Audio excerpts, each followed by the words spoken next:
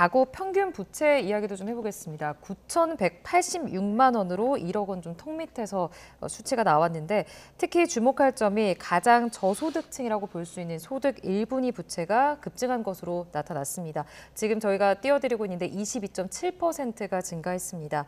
아무래도 이 소득 1분위 평균 부채가 지난해에 비해서 22.7% 올랐다.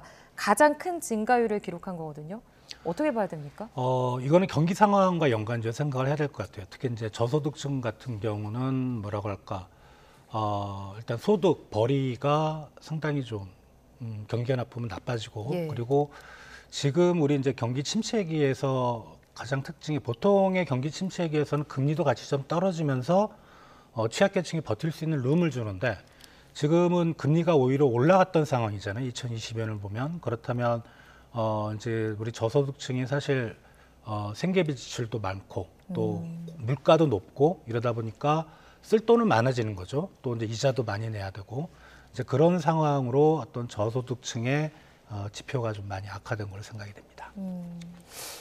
아까도 잠깐 설명을 해주셨는데 이 자산 같은 경우는 GDP 성장에 따라서 조금씩 상승하는 움직임을 보인다고 하셨잖아요.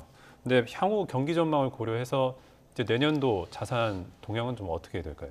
일단 내년도 경제 성장률은 대부분의 기관이 이제 올해는 한 1.2에서 1.4% 정도 성장률을 보고 있는데 내년은 그거보다 한 2배 정도 2.1에서 2.3 요 정도 구간을 보고 있거든요. 경제 성장률은 분명히 높아지는데 그 요건에 그런 얘기를 하면 성장률이 높아진다는 조건이라면 사실 우리 이제 자산이나 부채 쪽에서 뭔가 개선되는 소득도 개선되는 이제 그런 움직임이 나와야 되는데 문제가 지금 우리나라 가계부채가 많잖아요. 예. 그런데 최소 내년 상반기까지는 지금의 고금리가 좀 지속될 가능성이 있다. 즉 부채가 많은 가구들은 이자 비용을 더 내야 된다는 거거든요.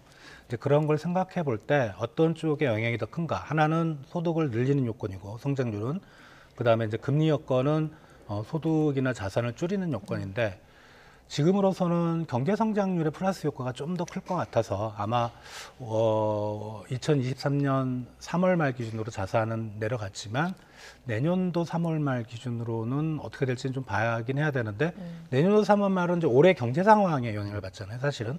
그렇다 보면 자산 규모가 다시 한번 축소될 가능성도 있긴 합니다. 네.